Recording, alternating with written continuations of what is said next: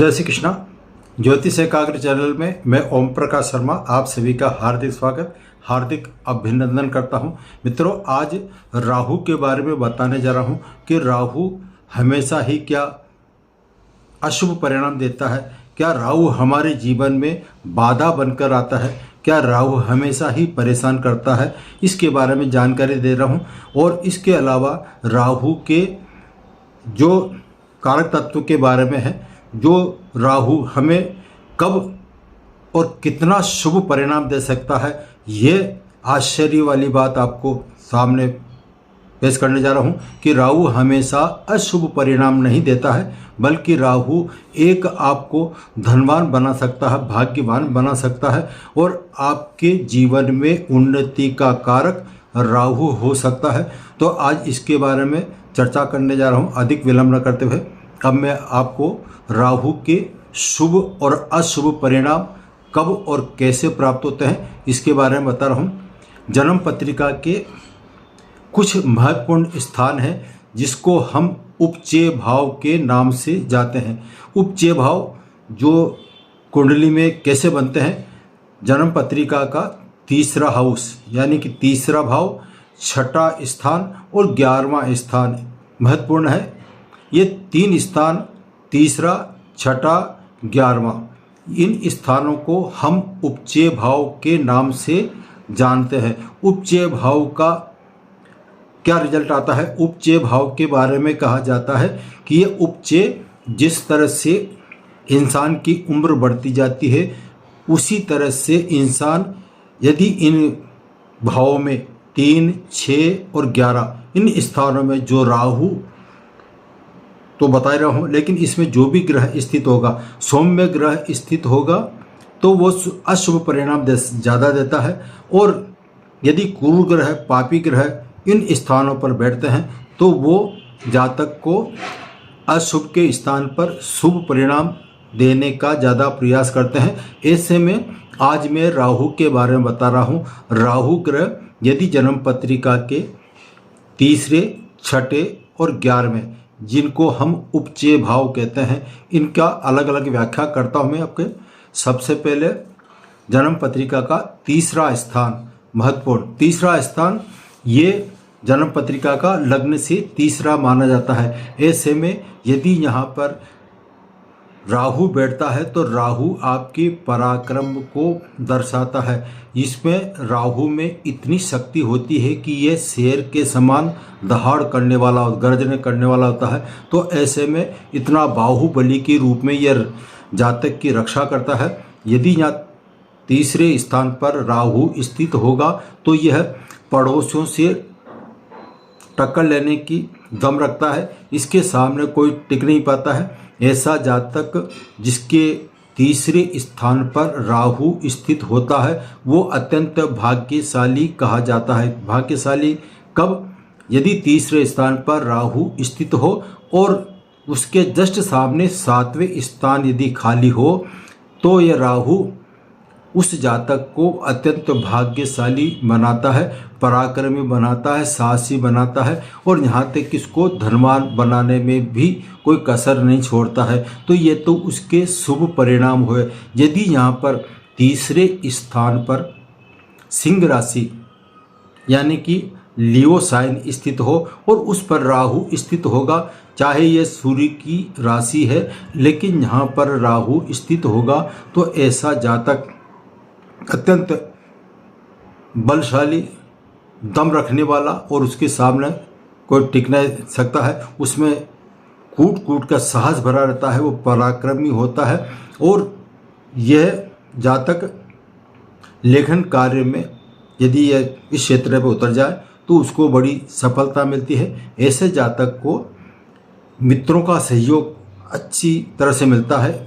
इसके आसपास मित्रों की संख्या ज़्यादा रहती है और मित्रों से इसको नुकसान नहीं बल्कि फ़ायदा ही होता है। अब नुकसान किससे होता है?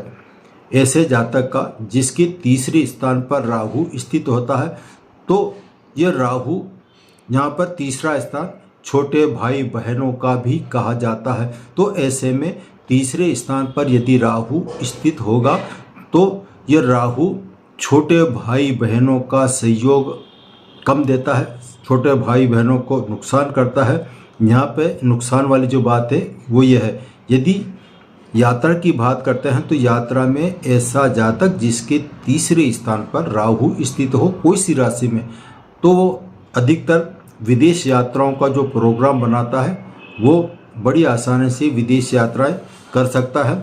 और ऐसा जातक जिसके तीसरे स्थान पर राहु स्थित होगा तो ऐसा जातक वर्तमान जो डिजिटल कैरियर से संबंधित नेटवर्किंग है, यदि वो ऑनलाइन कार्य करता है तो ऐसे जातक को इस क्षेत्र में अच्छी सफलता मिलने की संभावना रहती है।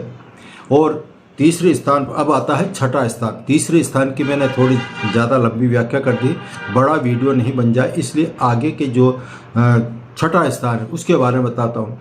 आप सभी हम जानते हैं कि ज्योतिष शास्त्र का छठा स्थान आपके रोग, ऋण, रिपु यानी रोग तो आप जानते हैं बीमारी, ऋण यानी कर्जा, और रिपु मीन्स शत्रु। तो ऐसे जातक जिसके यहाँ पर राहु स्थित होता है, छठे स्थान पर यदि राहु स्थित होगा तो ऐसा जातक शत्रु हंता होता है, इसके सामने कोई शत्रु टिक नहीं पाते हैं।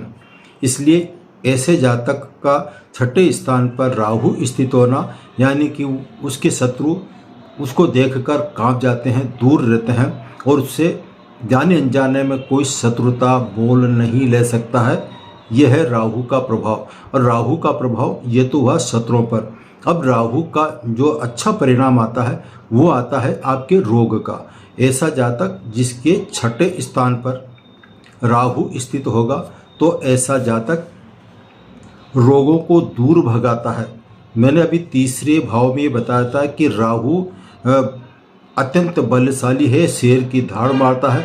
तो जब भाग्यशाली होगा, धनवान तो होता ही है, लेकिन यहाँ पर जब छठे स्थान पर बैठेगा तो उसका साहस, उसका बल, उसका पराक्रम के आगे कोई शत्रु टिक नहीं पाता है। वो जब शत्रु नहीं टिक पाते हैं तो एक शत्रु होता है मनुष्य का, वो होता है रोग। यदि रोग ऐसे जाता है कि कभी बीमारी हो भी जाए तो रोग ज़्यादा टिक नहीं पाते हैं। ये रोगों को दूर करने का कार्य राहु करता है। राहु जो है, अब शत्रु की बात हुई, रोग की बात हुई, अब कर्ज की बात जो है, कर्ज ऐसा जातक या तो कर्ज लेता ही नहीं, और यदि कर्ज लेगा तो उस कर्ज का पूरा सदुपयोग करने की इसमें साहस क्षमता होती है।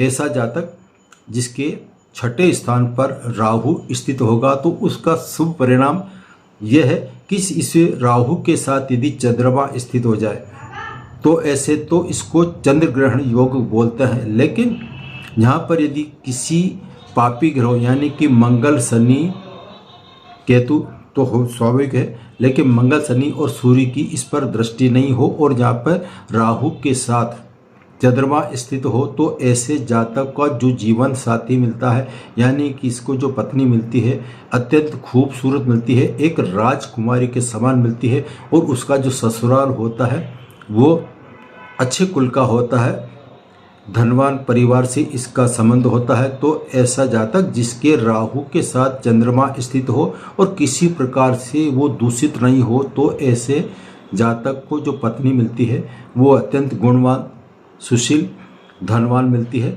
और यदि यहीं पर राहु के साथ चंद्रमा स्थित हो और इस पर यदि किसी पाप ग्रहों का संबंध हो जाए तो ऐसे जातक में रोग जो होते हैं वो रोग को कंट्रोल करने की क्षमता नहीं होती है, वो शक्तिहीन हो जाता है और उसके रोग आए दिन इससे संबंधित हो सकते हैं। रोग के अलावा ऐसे जातक जिसका राहु के साथ चंद्रमा स्थित हो और उस पर मंगल की दृष्टि पड़ जाए या फिर सूर्य की दृष्टि पड़ जाए या फिर शनि की दृष्टि हो तो ऐसे जातक जिसके छठे स्थान पर राहु के साथ चंद्रमा स्थित हो तो इनकी महादशा, अंतरदशा या प्रति अंतरदशा में इस जातक को वो सेना की तरफ ले जाता है, वायुसेना, नौसेना की तरफ उसको नौकरी दिलाता है। और नौकरी दिलाने के बाद में ऐसे जातक जिसके राहु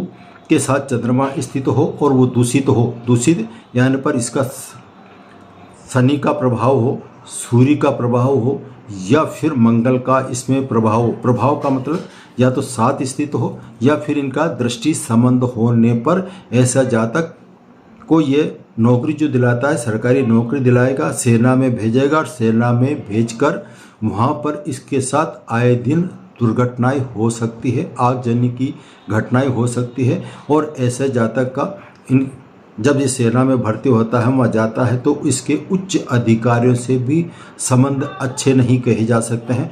तो यहाँ पर जो राहु है, मैंने आपको शुभ परिणाम बताए और अशुभ परिणाम कब हो सकते हैं इसके बारे में मैंने आपको जानकारी दी। अब लास्ट में बचता है आपका 11वां स्थान, उपचय स्थान, 11वां स्थान, जिसको हम धन लाभ के बारे में अच्छी तरह जानते हैं। तो यहाँ पर यदि राहु स्थित होगा और यदि राहु यहाँ पर कुंभ राशि में स्थित हो जाए तो ये ऐसा जातक अत्यंत धनवान होता है। कुंभ राशि में राहु ऐसे जातक को धनवान बनाता है। ऐसे जातक के जीवन में कभी धन की समस्या नहीं आ सकती है। वो व्यापार करेगा या किसी भी क्षेत्र से उसको धन बहुत ज़्यादा मात्रा में मिलता है।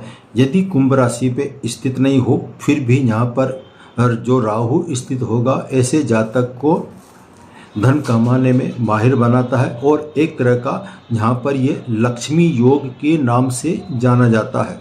11वें स्थान पर राहु लक्ष्मी योग के नाम से जाना जाता है और ये दूषित नहीं हो तो ऐसा जातक एक श्रेष्ठ धनवान हो सकता है, भाग्यशाली हो सकता है और संपन्न परिवार का माना जा सकता है। और इसके अलावा यही राहु यदि यहाँ पर इस जन्म पत्रिका में दूषित हो जाए तो ऐसा राहु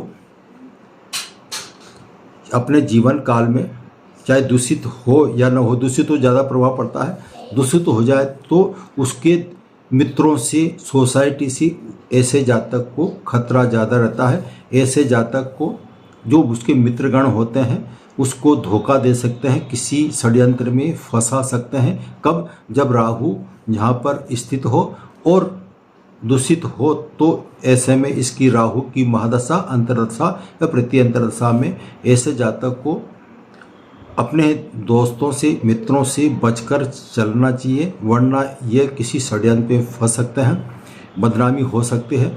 तो ये था राहु के शुभ और अशुभ परिणाम। तीसरे, छठे और 11वें जिन स्थानों को जिनको हम उपचय भाव कहते हैं, तो उपचय भाव में राहु कितना शुभ होता है और कितना अशुभ होता है, आज मैंने आपको इसके बारे में जानकारी दी। जय श्री कृष्णा। फिर मिलेंगे नए टॉपिक और नए विषय के साथ।